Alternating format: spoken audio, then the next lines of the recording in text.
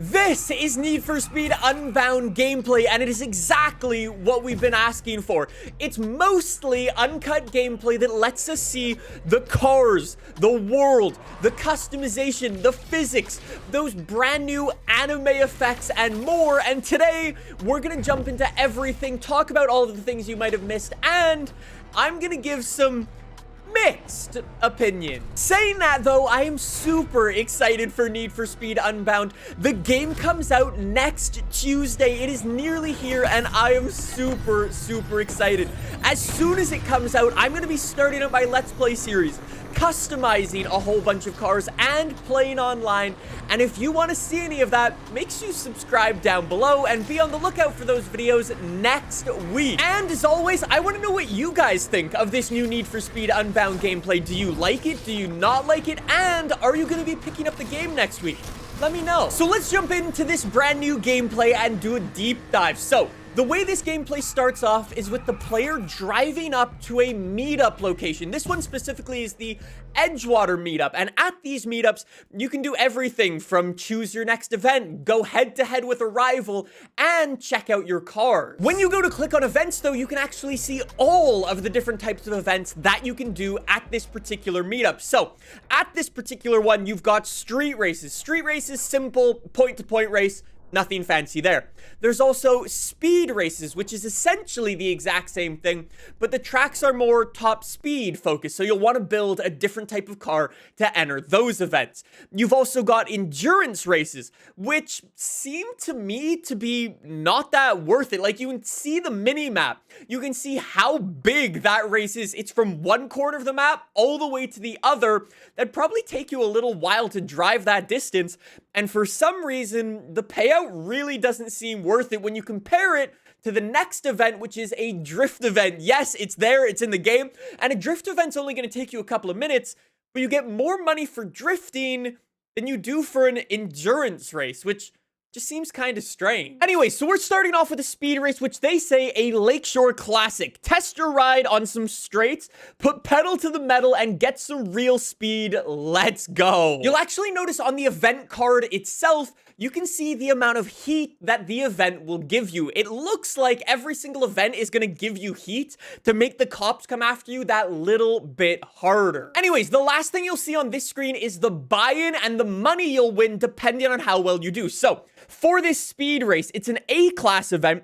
It has a 2,250 credit buy-in, and for 8th place, you get no money. You lose your whole buy-in. You've got to get all the way up to 5th place to break even. As soon as you get to 4th place, you're actually making money. If you win the event, though, you can actually get 6,750 credits, triple your initial buy-in. It is a super cool way to get credits.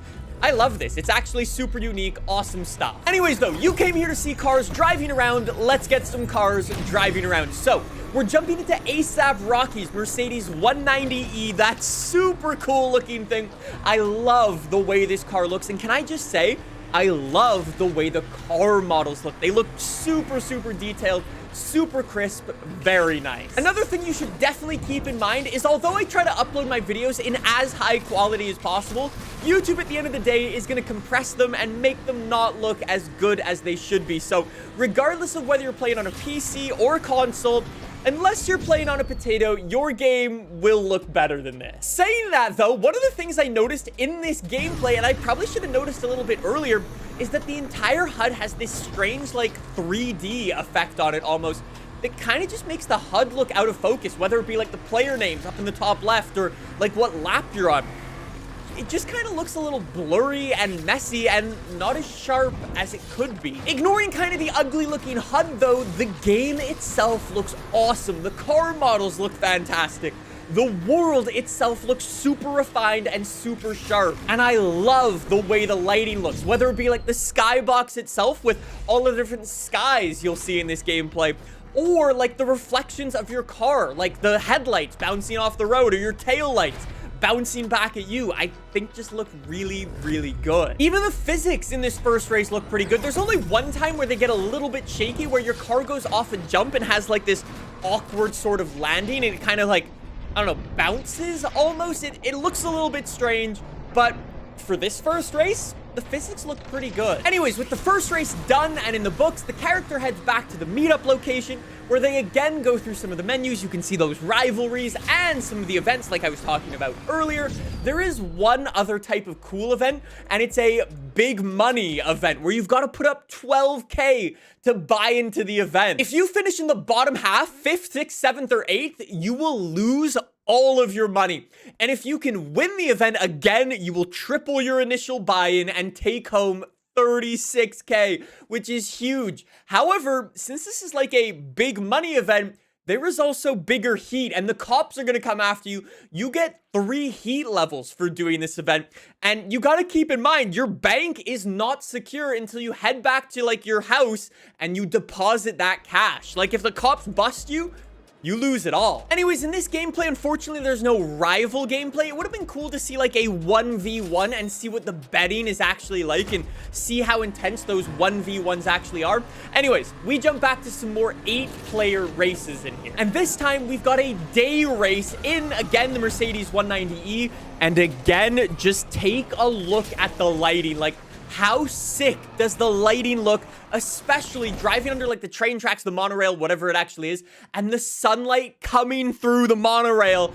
It looks so cool. I'm glad to see that the weather system looks fantastic.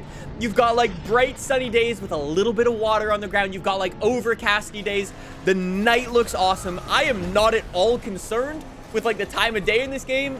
It looks awesome. Really good. However, like I said at the start of this, with the good comes the not so good. And I know this might be controversial, but does anybody else think the grip physics look a little sus? It's obviously really hard to judge handling based off gameplay for a game that you haven't actually played just yet. So again, I'm gonna keep my final conclusions till next week when I actually play the game for myself. But based off these clips, the grip handling looks difficult. As we're driving through all of the city streets, keep in mind, this is a race. The person playing, for some reason, is taking the corners super slowly. And the one reason I think that is because there is a massive amount of understeer in the game when you try to take corners quickly. You can actually see it right at the end of the gameplay when the character's trying to turn hard left through a high-speed left-hand corner, and the car's just barreling on straight and it doesn't want to turn until it gets so out of control the car actually goes into a full drift. So like I said, I haven't played the game for myself just yet, and it's hard to judge handling and physics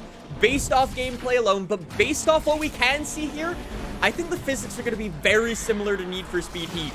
There might be some changes here and there, but I think at the end of the day, it's gonna feel very similar. Again, saying that, the drifting actually looks pretty decent. Hopefully, it's not as arcadey as it was in Need for Speed Heat, so you're not just spamming left and right on your thumbstick to keep your drift going through the corner. Hopefully, it's a little bit more like balancing throttle and your steering angle and all of that type of stuff. But again, we'll save that for next week. And then there's my biggest complaint of all. And again, I know this is probably going to be controversial. I've actually seen people saying the opposite. I know it's going to be totally subjective, but the effects.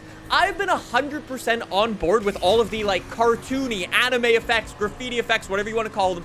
Since day one, I thought they looked really cool. They were something that I was going to toss on my car.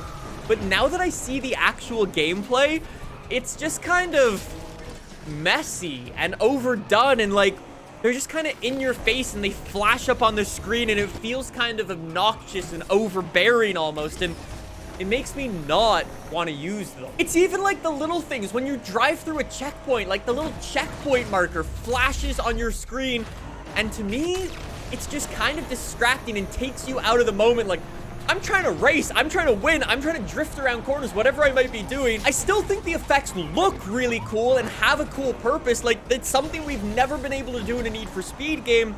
But based off this gameplay, I don't know if I'm going to be using them myself. We'll see. Anyways, and that is your deep dive into the Need for Speed Unbound gameplay. I'm sure you guys will spot some other things. Let me know if you guys spot anything else in the comment section down below. Do you like what you see? Do you not like what you see? Regardless, I'm going to be playing it next week. I'm still super excited for this game. I can't wait to try it out. I've been waiting for a new Need for Speed game for years, and it's here next week, and I'm so pumped. I'll see you guys then. See you soon. Bye.